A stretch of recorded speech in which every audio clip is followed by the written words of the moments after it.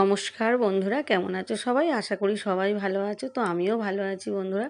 তো এই যে দেখো, আজকে আমি একটা খুব বড় মতো কাতলা মাছের ঝোল রান্না করে তোমাদেরকে দেখাবো পটল আলু দিয়ে। তো ঝোলটা দেখো আমি কেমন করি, তোমরা ভিডিওটা দেখতে থাকো, স্কিপ করো না। ভিডিওটা কিন্তু তোমাদের ভীষণ ভালো লাগবে। তো বন্ধুরা দেখো, আজকে আমার হাজব্যান্ড একটা কাতলা মাছ, দেশিও কিন্তু, এটা কাটিয়ে এনেছে বাজার থেকে। তো বেশ অনেকগুলো মানে অনেক পিস হয়েছে।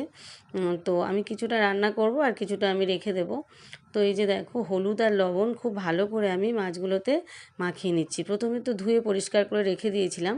তো তারপরে জলটা ঝরে গেলে জল ঝরাবার জন্য রেখে দিয়েছিলাম।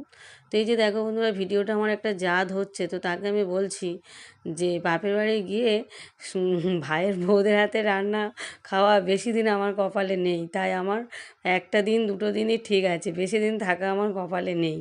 তো সেটাই বলছিলাম, আর ওই হাসছিলাম আর ওর সাথে গল্প করছিলাম।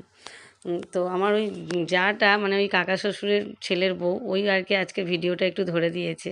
তো ওর সাথেই মজা করছিলাম আর গল্প করছিলাম। তো মাছগুলোতে হলুদ লবণ মাখিয়ে দিয়ে বেশ সুন্দর করে, বেশ একটু কড়া করেই কিন্তু আমি মাছগুলোকে আজকে ভেজে নিয়েছি। আর এই সাইডে দেখো, সর্ষের তেল দিয়ে তার মধ্যে পটলগুলো, মাঝখান থেকে কিন্তু আমি পটলগুলো কেটে নিয়েছি। তোমরা চাইলে গোল গোল করে ডুমো ডুমো করেও কাটতে পারো, তো আমার এইভাবে কাটলেই ভালো লাগে। তো পটলগুলো আমি হালকা করে ভেজে নেব। আর মাছগুলোকে আমি এই সাইডে আরেকটা কড়াই বসিয়ে দিয়েছি, কারণ রান্নাটা প্রচুর দেরি হয়ে যাচ্ছে। তো সেই জন্য আমি দুটো কড়াই বসিয়ে দিয়েছি। তো তোমরা চাইলে একটা কড়াইতেই করতে পারো, তো আমি দুটো কড়াই বসিয়ে দিয়েছি একটু তাড়াতাড়ি হবে বলে। তো এই যে দেখো, এই কড়াইতে মাছগুলো ভাজছি আর এই কড়াইতে তরকারিটা আমি চাপিয়ে দিয়েছি। তো বন্ধুরা দেখো, এই যে আমি এবার পটলগুলো ভেজে পটলগুলো এক এক করে তুলে নিলাম। পটলগুলো কিন্তু খুব যে কড়া করেছি তা না, মিডিয়াম মতো করে যেমন ভাজি তেমনভাবেই ভেজে নিয়েছি দেখো। আর মাছগুলোকেও ভেজে নিয়েছি।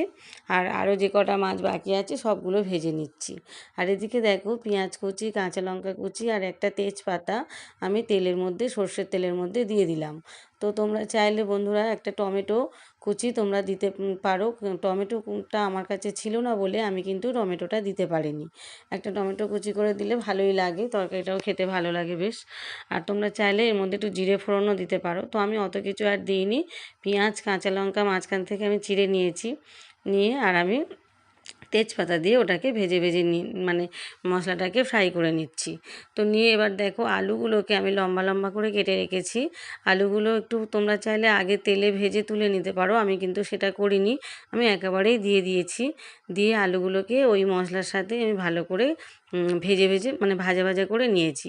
নিয়ে এবার এর মধ্যে আমি 2 চামচ হলুদ গুঁড়ো দিলাম, 2 চামচ শুকনো লঙ্কার গুঁড়ো এর মধ্যে দেবো।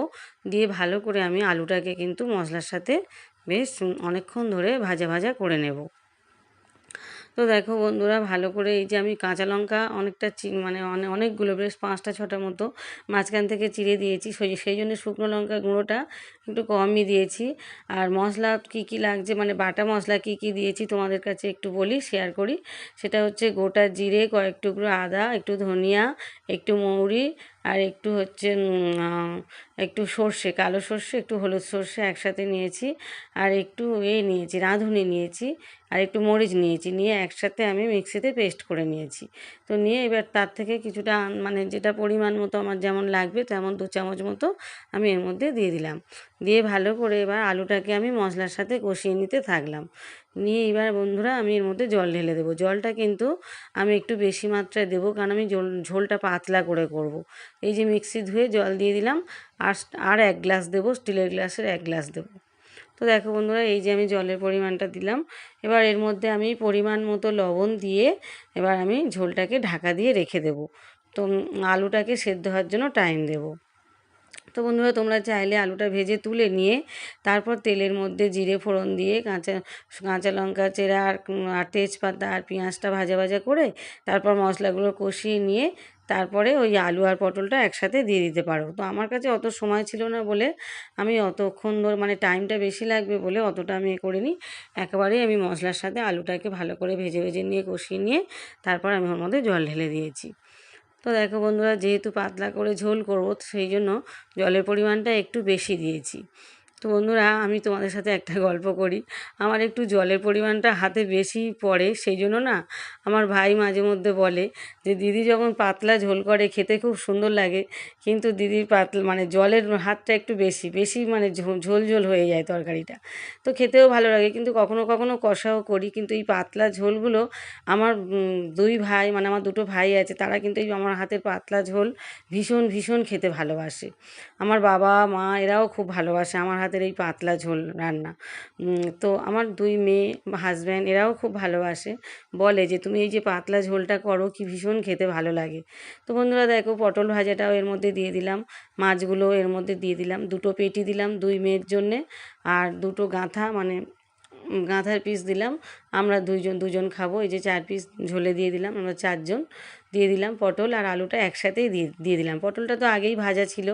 তো এবার দেখো বন্ধুরা, এবার আমি একটু ঢাকা দিয়ে রেখে দেবো। ঢাকা দিয়ে রেখে দিলে মাছটাও একটু সেদ্ধ হয়ে যাবে, ভাজা ছিল অনেকটা, সেদ্ধ হয়ে যাবে। আর পটলটা তো ভাজাই ছিল, তো সব একসাথেই সেদ্ধ হয়ে যাবে। তো বন্ধুরা দেখো, কিছুক্ষণ ধরে এটাকে আমি ফুটিয়ে নিলাম। তো আমি কিন্তু ওভেনটা এবার বন্ধ করে দিলাম, কারণ এই যে মাছের ঝোলটা কিন্তু আমার পুরো একদমই হয়ে গিয়েছে। তো দেখো, পটল আলু দিয়ে কাতলা মাছের ঝোল কিন্তু আমার পুরো রেডি। তো এবার আমি ঝোলটাকে নামিয়ে নেব বন্ধুরা। দুপুর হয়ে গিয়েছে, অনেকটা বেলা হয়ে গিয়েছে, মেয়েদেরও খিদে পেয়ে গিয়েছে, হাজব্যান্ডেরও খিদে পেয়ে গিয়েছে। তো আমি এই যে ঝোলটা নামিয়ে নিলাম, নিয়ে এবার আমি ভাত বাড়তে শুরু করে দেব। তারপরে ওদের ভাত দিয়ে তারপর আমি স্নান করে এসে তারপর আমি খাবো। ওরা তো খেয়ে বলছে ভীষণ ভীষণ সুন্দর হয়েছে খেতে। তো বন্ধুরা, সবাই ভালো থেকো, সুস্থ থেকো, সাবধানে থেকো। তো টাটা।